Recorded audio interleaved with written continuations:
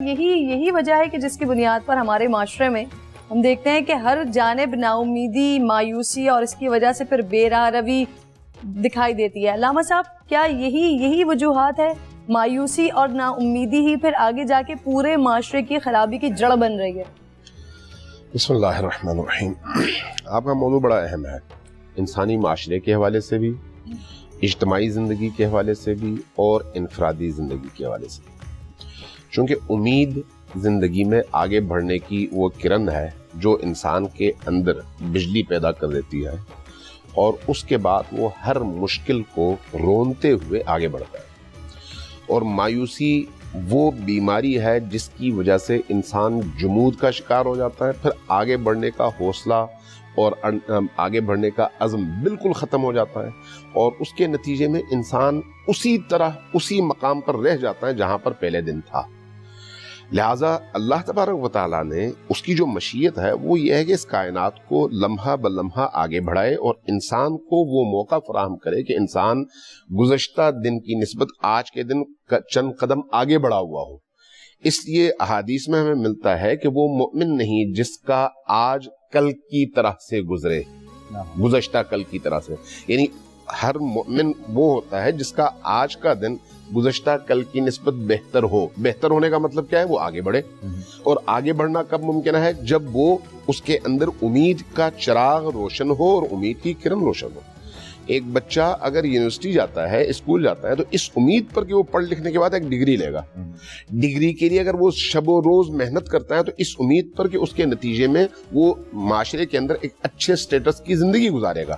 اگر ایک انسان اجتماعی زندگی میں جد و جہد کرتا ہے، رات دن ایک کرتا ہے، تو اس کی وجہ کیا ہوتی ہے؟ آگے آنے والے وہ نتائج جس کی وہ امید اپنے دل میں لیے بیٹھا ہے۔ اب اگر وہ امید ہی نا امیدی میں تبدیل ہو جائے تو وہ کیسے محنت کرے گا؟ محنت کر ہی نہیں سکتا۔ اس لیے نا امیدی کو صرف گناہ نہیں کہا گیا بلکہ گناہ کبیرہ کہا گیا ہے، گناہ کبیرہ کہا گیا ہے۔ اب آئیے، یہ ہے ایک اجتماعی زندگی کا مسئلہ اور موضوع۔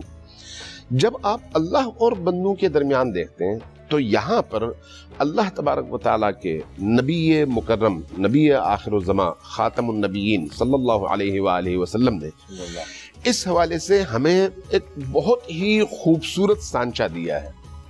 فرمایا کہ مومن وہ ہے جو امید اور نا امیدی کے درمیان کھڑا رہتا ہے۔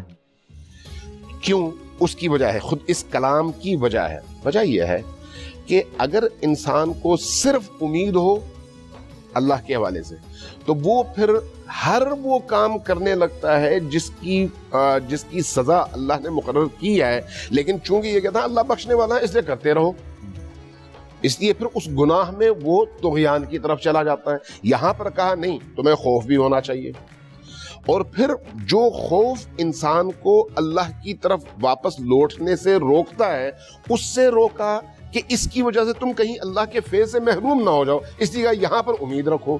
تو اب یہ جو نا امیدی ہے اور یہ جو امید ہے، اس کے درمیان کھڑے ہونے کا مطلب ہے ایمان۔ اگر میرا عمل وہ ہو جس سے اللہ راضی ہوتا ہے تو پھر یعنی میں آگے بڑھوں گا اور اللہ مجھے عطا کرے گا، چونکہ یہ اس کا وعدہ ہے۔ اور اگر میرا عمل وہ ہے جس سے اللہ ناراض ہوتا ہے تو اس کا مطلب یہ ہے کہ میں پیچھے کی طرف جا رہا ہوں، اس کے نتیجے میں مجھے عقاب ملے گا۔ اس لیے گناہ گاروں کے حوالے سے قرآن کریم میں جو آیات نازل ہوئی ہیں، قرآن کریم میں وہ بڑی عجیب و غریب ہے۔ کچھ آیات کی تلاوت ابھی مولانا نے فرمائی، لا تقنطوا من رحمت اللہ، ہم دعاؤں میں پڑھتے ہیں اللہ وہ ہے جس کی رحمت اس کے غضب پر بھاری ہے۔ وہ اللہ جو فرعون جیسے انا ربکم الاعلی کہنے والے اللہ کے دشمن کی ہدایت کا آخری وقت تک منتظر رہتا ہے۔ اب آپ یہ اندازہ لگائیں کہ فرعون سے زیادہ ظالم، فرعون سے زیادہ نافرمان، فرعون سے زیادہ اللہ کے مقابلے میں اپنے آپ کو رب کہلوانے والا کون تھا؟ کوئی نہیں۔ لیکن اس کے باوجود اللہ اس کے توبے کے انتظار میں رہتا ہے۔ سبحان اللہ۔ اور اس لیے کہا گیا کہ اگر ایک شخص موت کو دیکھنے سے پہلے اگر اللہ کی طرف لوٹ آئے اور توبہ کرے، اللہ بخش دے گا۔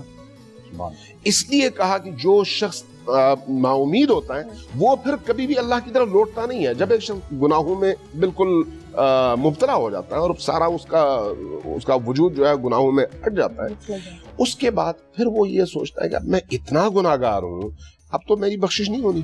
جب بخشش نہیں ہونی تو گناہ میں وہ زیادہ آگے بڑھتا ہے. اللہ کو یہ چیز ناپسند ہے, کہتا نہیں, چاہے تم نے جو بھی گناہ کیا ہے تمہارے لوٹنے کے دروازے موجود ہیں تب تک جب تک تم موت کو اپنی آنکھوں سے نہ دیکھو. موت کو دیکھنے کے بعد واپس پلٹنے کا دروازہ بند ہے, لیکن اس سے پہلے جتنا بھی موقع ملتا ہے انسان کو پلٹنا چاہیے. اس لیے جو ہمارے صوفی شعراء ہیں انہوں نے بڑے خوبصورت انداز میں انسانوں کو اللہ کی طرف بلانے کا رستہ بتایا ہے اور کہا کہ اگر تم نے 100 بار بھی توبے کو توڑا ہے, 100 بار تم نے توبہ کیا اور اس کے بعد دوبارہ تم نے نافرمانی کی, تب بھی واپس آؤ, اللہ کی رحمت کے دروازے کھلے ہوئے ہیں. اللہ جو ہے انسان کو بخشتا ہے. اب آگے دیکھیں, یہ جو اللہ بخشتا ہے, یہ جو جملہ ہے یہ انسان کے اندر امید پیدا کرتا ہے. لیکن کیا اس امید کا مطلب یہ ہے کہ چونکہ اللہ بخشتا ہے اس لیے اب میں چاہے جو کچھ بھی کروں کرتا رہوں؟ نہیں, یہاں پر پھر خوف ہے. پھر کہا گیا نہیں, یہاں پر پھر ڈرو. اس لیے دونوں کو بیلنس رکھ کر چلنے کا حکم دیا گیا ہے. اس لیے کہا گیا ہے کہ اگر کوئی شخص واقعی حقیقی معنوں میں اپنے تمام جرائم سے توبہ کر کے لوٹتا ہے. میں یہاں پر ایک واقعہ پہلے نقل کروں. امام صادق علیہ السلام کی خدمت میں ایک شخص آیا اور کہا کہ حجاج کے جیل میں, جیل کا ایک داروغہ ہے, وہ اپنی زندگی کی آخری گھڑیاں گن رہا ہے. اس نے اس سے پہلے ہزاروں آل رسول بچوں کو قتل کیا ہے. چونکہ اس کو اب یہ احساس ہوا ہے کہ اس نے بہت زیادہ ظلم کیا ہے نبی کریم کی اولاد پر, اس لیے اب وہ مایوس ہے. مایوسی کی وجہ سے اب وہ بستر مرگ پر رہتے ہوئے وہ شراب پیتا ہے, نماز نہیں پڑھتا, ہر برائی انجام دیتا ہے. کہتا ہے اب تو میرا ٹھکانہ جہنم ہے, جب جہنم ہے تو پھر میں کس چیز کا خوف کروں. فرمایا کہ وہ جو اس نے پہلے جرائم انجام دیے تھے وہ چھوٹے تھے, اس کا یہ جرم زیادہ بڑا ہے. اللہ کیوں؟ اس لیے کہ اللہ کی رحمت سے مایوس ہونا باقی تمام گناہوں سے بڑا گناہ ہے. یعنی اللہ کی رحمت سے انکار کرنا, یہ انکار ہے, یہ انکار ہے. اس لیے فرمایا کہ اللہ کی رحمت سے کبھی بھی مایوس نہ ہونا. یہی وجہ ہے کہ قرآن کریم کہتا ہے کہ اگر کوئی شخص اپنے بڑے بڑے جرائم کے باوجود واپس اگر اللہ کی طرف لوٹتا ہے اور توبہ کرتا ہے تو چونکہ اللہ رحمان ہے, اللہ رحیم ہے, اللہ غفار ہے. غفار یعنی مبالغہ ہے مغفرت کے حوالے سے, اس جتنا کوئی مغفرت نہیں کرتا. تو اس لیے اب یہاں پر 2 چیزیں اللہ نے بیان کی اور وہ بڑی عجیب و غریب ہیں. ان اللہ یغفر, اللہ مغفرت کرتا ہے. کس چیز کو؟ اس کے تمام گناہوں کو معاف کر دیتا ہے. صرف معاف کرتا ہے نہیں, بلکہ ایک اور کام بھی کرتا ہے. وہ کیا ہے؟ یبدل اللہ السیئات بالحسنات, اس کے ان تمام گناہوں کو نیکیوں میں تبدیل کر کے اس کو اجر بھی دیتا ہے. سبحان. یعنی ایک شخص نے زنا کیا, ایک شخص نے چوری کی, ایک شخص نے قتل کیا, ایک شخص نے کوئی اور گناہ کیا, لیکن اس نے حقوق الناس کی ادائیگی کے بعد, یہ شرط یہ ہے کہ حقوق الناس وہ ادا کرے پہلے, یعنی اللہ کے بندوں کو راضی کرے. کرنے کے بعد وہ اللہ کی طرف لوٹا کہ بار اللہ میں نے تیرے بندوں کو تو راضی کر لیا, ان پر میں نے ظلم کیا تھا, اب تیری طرف آیا ہوں کہ تو مجھے بخش دے. تو اللہ نہ صرف بخشتا ہے بلکہ اس کے انہی گناہوں کو نیکیوں میں تبدیل کرتا ہے اور اس کو عطا کرتا ہے. اب اس سے زیادہ کرم اور کیا ہے؟ اس سے زیادہ کرم کا تصور کر سکتے ہیں؟ بالکل بھی نہیں. یہ کب ہے؟ جب انسان کے اندر امید کی کرن روشن ہو. اللہ تعالیٰ کی رحمت سے جو لوگ انکاری ہیں وہ زبانی طور پہ نہیں, لیکن اس عمل سے جو کہ آپ نے بتایا, یہ رویہ جو ہے وہ خود جو ہے اس چیز کی نفی کرتا ہے. پرنور سحر اور ذکر خدا, نبیوں کی مدح سرائی. پیغام سنا اے باد صبا, پرکیف صاحب آئی. پوشیدہ ہے ایمان کی راہ اللہ کی کتاب مقدس میں.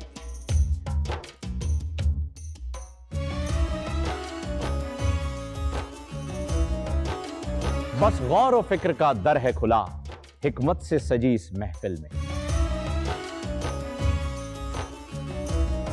ہے لب پہ دعا زدنی علم, روشن ہی رہے یہ سارا جہاں. رم جھم رحمت کی گھٹا ہر ایک نے ہدایت پائی. نعمت اور برکت سے سجا افطار و سحر کا دسترخوان. ننھے پھولوں نے مل کے کہا آج روزہ کشائی ہے. رمضان المبارک کی خصوصی نشریات رمضان میں بول.